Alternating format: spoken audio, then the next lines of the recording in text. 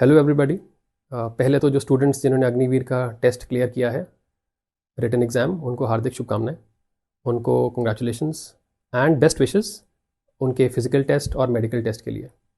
Adaptability test और psychological evaluation जिसको हम ट्रेस कर रहे थे और ट्रैक कर रहे थे, शायद वो फर्स्ट फेज़ में नहीं हो, उसकी क्लैरिटी अभी नहीं आई है। बट इसका मतलब ये नहीं है कि ये टेस्ट नहीं हो सकता। अगर आप एग्ज़ाम पास करते हैं, रिटन आप फिज़िकल्स पास करते हैं, आप मेडिकल पास करते हैं, तो आप अग्निवीर ही हैं। हो सकता है कि मिलिट्री में आपको बुलाया जाए दोबारा कि आप आइए, आप टेस्ट दीजिए, जब फेज़ 2 या फेज़ 3 हो रहा है उसके साथ कंबाइन कर सकते हैं। कुछ भी हो सकता है, आप तैयार रहिए। ये एक्सपेक्टेड है एक सोल्जर के साथ। इस वीडियो में मैं आपको जो हिदायत दूंगा, जो आपको मैं पॉइंट्स दूंगा, अगर आप उसको अपने जहन में रखेंगे, उसको आप फॉलो करेंगे, तो आपको टेस्ट पास करने में बिल्कुल मुश्किल नहीं होगी। और जब आप प्रश्न देखेंगे तो आपका सर भी चकराएगा नहीं। तो पहले मैं आपको बताऊंगा कि साइकोलॉजिकल टेस्ट क्या है। अंडर प्रेशर ही इंसान की असलियत बाहर आती है। और काफ़ी लोग कह रहे हैं कि 10 सवाल आएंगे, 25 सवाल आएंगे, ये गलत है। सवाल 100 से ज़्यादा होंगे, ये मेरा अंदेशा है। और समय भी होगा, इसमें एक टाइम लिमिट होगी, क्योंकि अंडर प्रेशर ही आपके आंसर्स होंगे। ये आपने सोचे नहीं होंगे अच्छे से, और आपको पहला जो थॉट आएगा, जो आपका ओरिजिनल थॉट है, वही आप लिखेंगे। कोई मार्क्स नहीं होंगे इसके। एंड ऐसा नहीं होगा कि 100 में से अगर किसी के 50 नंबर है तो फेल है, किसी के 60 हैं तो वो पास है और मेरिट में जुड़ रहा है। ऐसा नहीं है। आप इधर पास हैं या आप फेल हैं। ये ग्लोबल स्टैंडर्ड्स हैं कुछ, जिनको लाइबर्ट स्केल कहते हैं। उसके ऊपर आपको इवैल्यूएट किया जाएगा। इसमें 5 चॉइसेस रहेंगी, जिसके अंदर सबसे पहले कि स्ट्रांगली डिसएग्री, फिर डिसएग्री, न्यूट्रल, एग्री और स्ट्रांगली एग्री। ऐसी कुछ 5 चॉइसेस रहेंगी।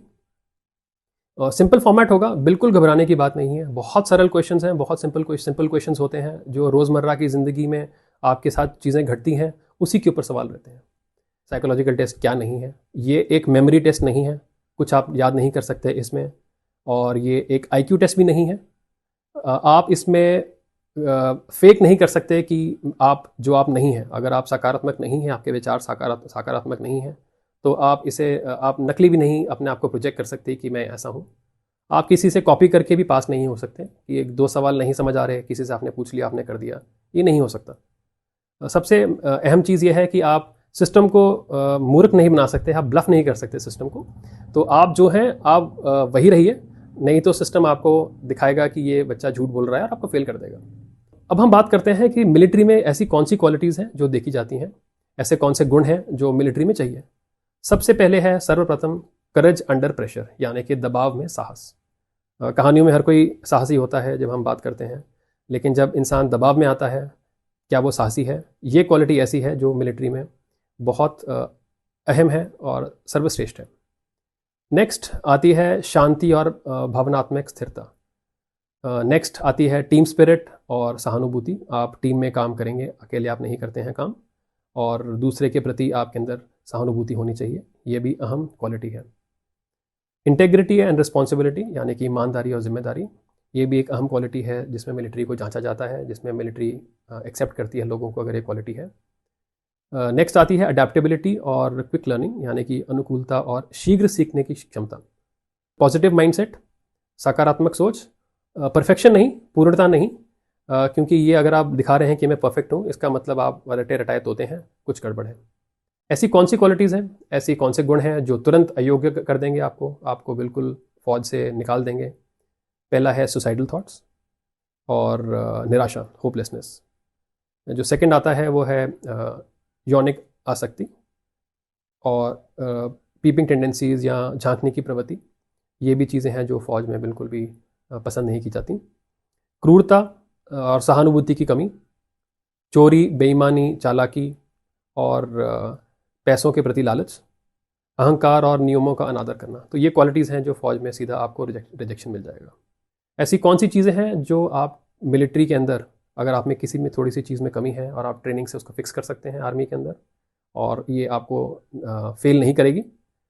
अगर आप थोड़े आलसी हैं या ऊर्जा की थोड़ी कमी है आपको, आप समूह में झिझकते हैं, अगर आपको एंग्जाइटी है ग्रुप सेटिंग्स में। नेक्स्ट इज़ माइल्ड फियर और एंग्जाइटी इन पब्लिक टास्क। अगर सार्वजनिक कार्यों में हल्का डर या घबराहट होती है तो वो भी चीज़ फिक्स हो जाती है। नेक्स्ट आता है ओवर थिंकिंग और इनडिसाइसिवनेस। अत्यधिक सोच या निर्णय ना लेने पाना, स्लाइटली लो मोटिवेशन लेवल, थोड़ी कम प्रेरणा है अगर आपको, तो वो भी फौज के अंदर एक्सेप्टेबल है। ट्रेट्स जो फौज की ट्रेनिंग के साथ नहीं फिक्स कर सकते, दोबारा मैं दोहराना चाहूँगा, अगर आप क्रूर हैं, दूसरों को नुकसान पहुंचाना चाहते हैं, उसमें आनंद आता है, अगर बार बार झूठ बोलते हैं, चोरी करते हैं, नियम तोड़ते हैं और दूसरों को चोट पहुंचाने के बाद आपको बोध भी नहीं होता है कि आपने कुछ गलती की है, आप आत्महानि के विचार हैं आपके, और अश्लील सामग्री की लत है या झांकने की प्रवृत्ति है, तो केवल फौज में ही नहीं, समाज में भी अगर किसी की ऐसी मानसिकता है या ऐसे कुछ ट्रेड्स हैं या गुण हैं, तो उसको एक्सेप्टेबल नहीं करार किया जाता। कुछ हमारी तरफ से टिप्स हैं आपको जब आप एग्ज़ाम देने जाएंगे। सबसे पहले तो आप अपने आप को स्थिर करिए, अपने आप को शांत करिए जब आप एग्ज़ाम देंगे।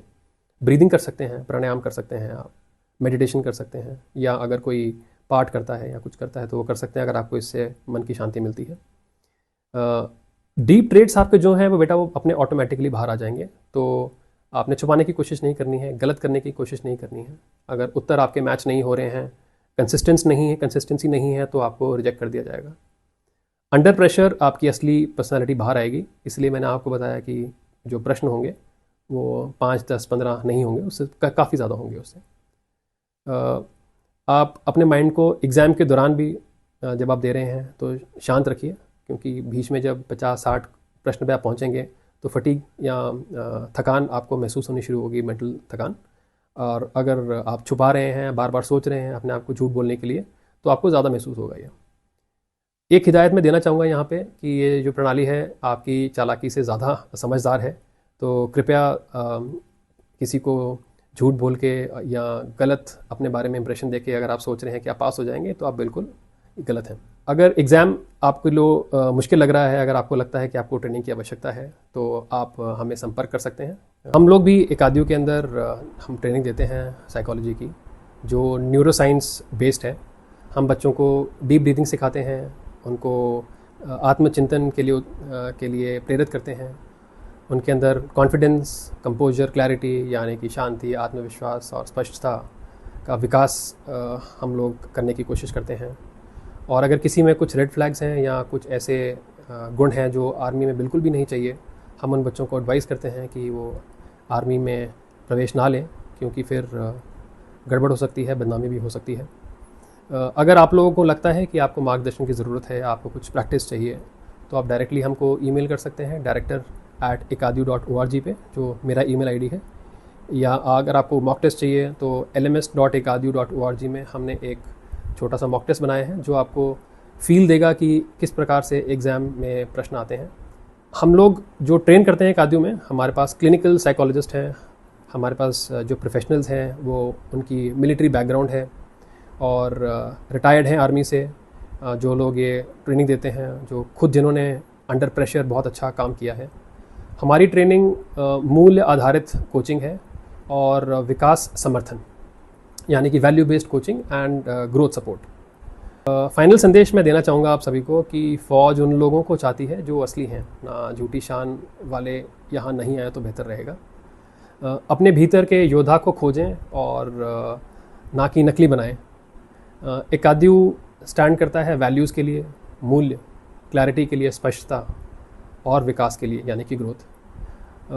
अंत में एकादियो में जितने भी हम लोग, हमारी टीम है, वो यही चाहती है कि सारे बच्चे सफल रहें, सुखी रहें और आगे बढ़ें। और इसमें अगर हमारी कुछ भी कंट्रीब्यूशन हो सके तो हम आपके लिए हमेशा हैं। आपकी सफलता हमारी जिम्मेवारी। जय हिंद।